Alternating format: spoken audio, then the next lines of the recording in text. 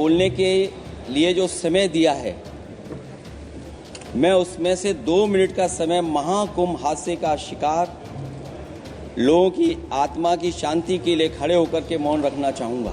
जहाँ मैंने मौन 2 मिनट के लिए श्रद्धांजलि की बात की है, ये अधिकार मेरा नहीं है अध्यक्ष महोदय, ये अधिकार आपका है। मुझे पूरा भरोसा है आप पर। जिन्होंने सच छिपाया है उनको दंडित किया जाए। और जिनका दावा था कि वो डिजिटल कुंभ करा रहे हैं, वो मृतकों की डिजिट नहीं दे पा रहे हैं। अगर ये बात गलत है तो मैं रिजाइन आपको देना चाहता हूं। अध्यक्ष महोदय, मैं आपका धन्यवाद देता हूं कि आपने मुझे महामहिम राष्ट्रपति जी के अभिभाषण पे बोलने का मुझे समय दिया है। अध्यक्ष जी, मैं सबसे पहले आपका अभिनंदन एवं अभिवादन करते हुए आग्रह करना चाहूँगा कि मुझे बोलने के लिए जो समय दिया है, मैं उसमें से 2 मिनट का समय महाकुंभ हादसे का शिकार लोगों की आत्मा की शांति के लिए खड़े होकर के मौन रखना चाहूँगा। अगर किसी अन्य को भी सच्चे मन से मृतकों के प्रति सच्चा भाव है तो वो भी हमारे सांसदों के साथ खड़ा होकर के ये मौन श्रद्धांजलि अर्पित कर सकता है। ये माननीय सदस्य अध्यक्ष महोदय, अगली लाइन अध्यक्ष महोदय, ये विषय अध्यक्ष महोदय, आप सीनियर लीडर हैं। अध्यक्ष महोदय, ये अधिकार आपका है। कभी नहीं रही। ये मैंने विषय मेंशन करते हुए भरोसा है इस विषय पर मौन कर दिया था, इसलिए अध्यक्ष का अधिकार है। हाँ, मैं वही अध्यक्ष महोदय, ये जो बात मैं शुरू कर रहा हूं, जहां मैंने मौन 2 मिनट के लिए श्रद्धांजलि की बात की है, ये अधिकार मेरा नहीं है अध्यक्ष महोदय, ये अधिकार आपका है। मुझे पूरा भरोसा है आप पर कि जब अभिभाषण की चर्चा खत्म हो रही होगी उस समय 2 मिनट का मौन श्रद्धांजलि जरूर दी जाए जो श्रद्धालुओं की जान गई है। नहीं अध्यक्ष महोदय, नहीं अभी 1 मिनट दें, आप लोग कुछ मत बोलो।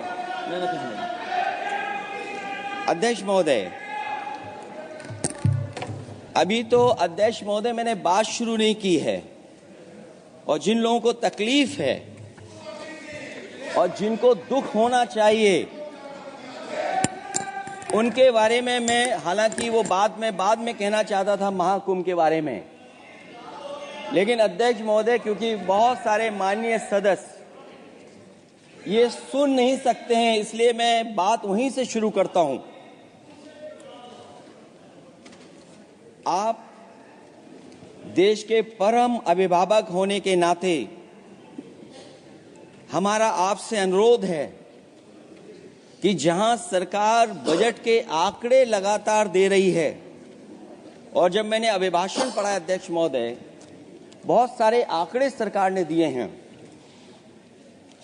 आंकड़े देने से पहले महाकुंभ में मरने वालों के आंकड़े भी दे दें।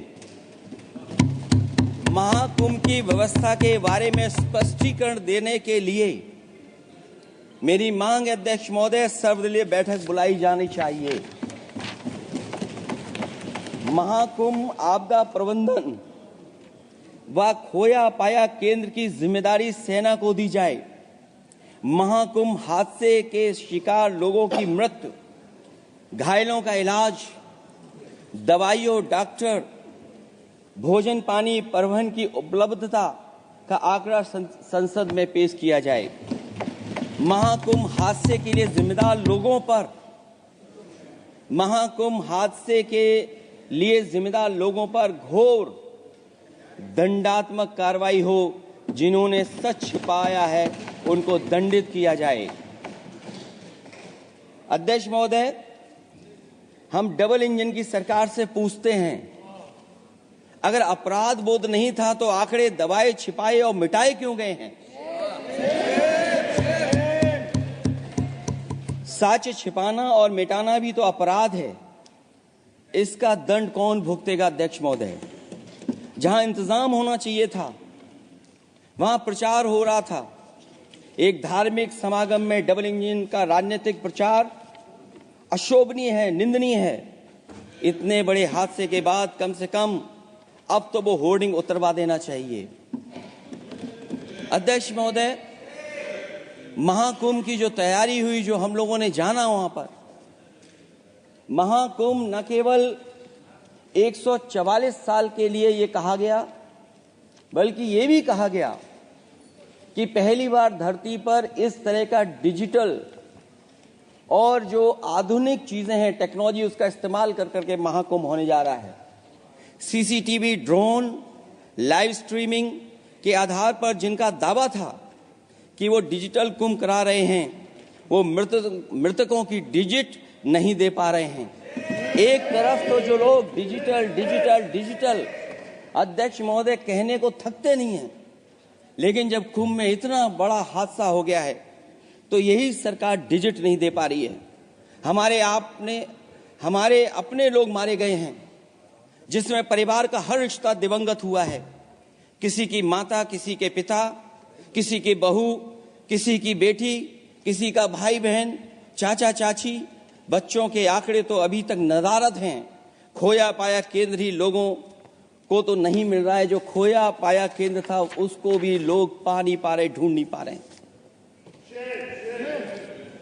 अध्यक्ष महोदय, कुंभ कोई पहली बार नहीं हो रहा है।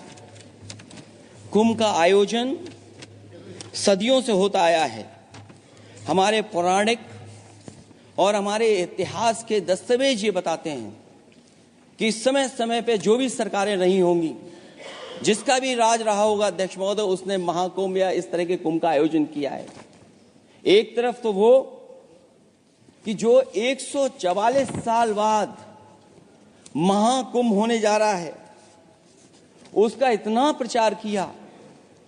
और मैंने तो कई टीवी इंटरव्यूज में, कई समाचार चैनलों पर ये बात सुनने में आई और सुनते रहे हम लोग कि सरकार ने 100 करोड़ लोगों के आने का इंतजाम किया है।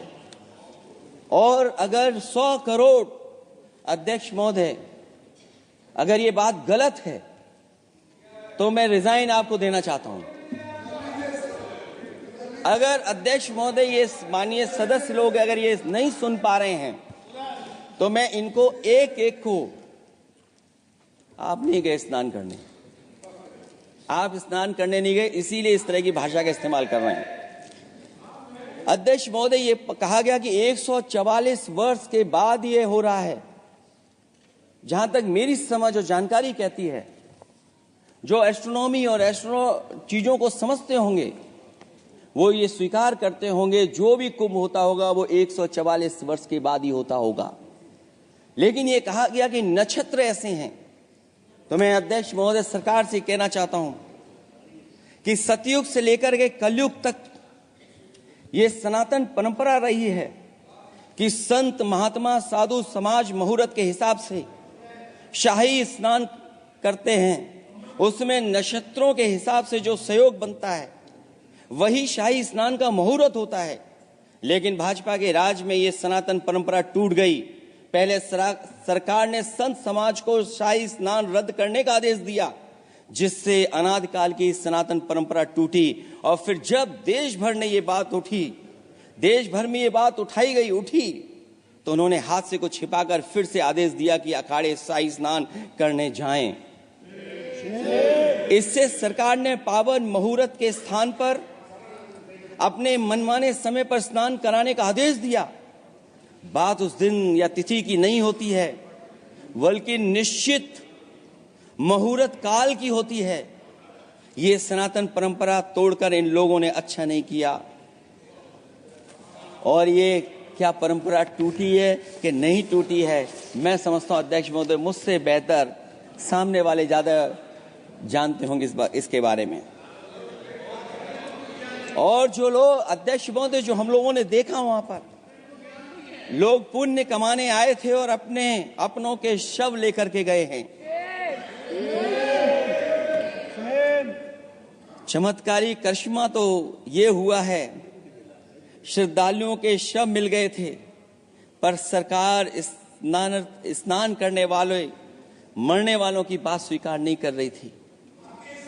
और इससे ऊपर ये बात जो वहां पर और हुई, अध्यक्ष महोदय, जब ये जानकारी हो गई कि कुछ लोगों की जान चली गई, लाशें हैं जो मोर्चरी में पड़ी हैं, अस्पताल में पड़ी हैं, उसके बाद सोचिए सरकार क्या कर रही है। अपने सरकारी हेलीकॉप्टर में फूल भर करके फूलों को डालने का काम किया। सोचिए, ये हमारी कहां की सनातनी परंपरा है। मैं जानना चाहूंगा सदन के माध्यम से हमारे माननीय सदस्य बताएं कि जहां लाशें पड़ी रही हों, न जाने कितनी चप्पलें पड़ी थीं, न जाने कितनी चप्पलें पड़ी थीं, न जाने कितने कपड़े पड़े थे, महिलाओं की साड़ियां थी, कपड़े थे, लेकिन उनको कैसे उठाया गया? उन सबको उठाया गया जेसीबी मशीन से, ट्रैक्टर की ट्रॉली से। उनसे उठा करके कहां फेंका कोई नहीं जानता, लेकिन जब उनको लगा कि वहां से बदबू आ रही है तो यही सरकार के लोग छिपाने लगे हैं। यही आपका महाकुंभ का आयोजन था। और हर बात को छिपाने के लिए न केवल ये लोग मीडिया का सहारा ले रहे हैं, मीडिया का सहारा लेते लेते सुनने में आया है कुछ दबाव और कुछ स्वीटनर भी दिए जा रहे हैं जिससे उनकी खबरें बाहर ना आ जाएं। और अगर अध्यक्ष मोदी ये बात सब गलत है मेरी, अगर ये बात सब गलत मैं कह रहा हूं, तो अभी तो नेता सदन को अभी भाषण देना है। और मैं ये बात और कहना चाहता हूं, आप अपने तरफ से जानकारी कर लीजिएगा। हमारे उत्तर प्रदेश के मुख्यमंत्री जी ने शोक नहीं प्रकट किया था। जब देश की राष्ट्रपति और प्रधानमंत्री जी ने शोक प्रकट किया, उसके बाद 17 घंटे बाद सरकार ने स्वीकार किया। अध्यक्ष मोदी, ये वो लोग हैं जो आज भी कोई सच्चाई स्वीकार नहीं कर सकते। इनका रास्ता क्या है मैं नहीं जानता हूं, कहां ले जाना चाहते हैं।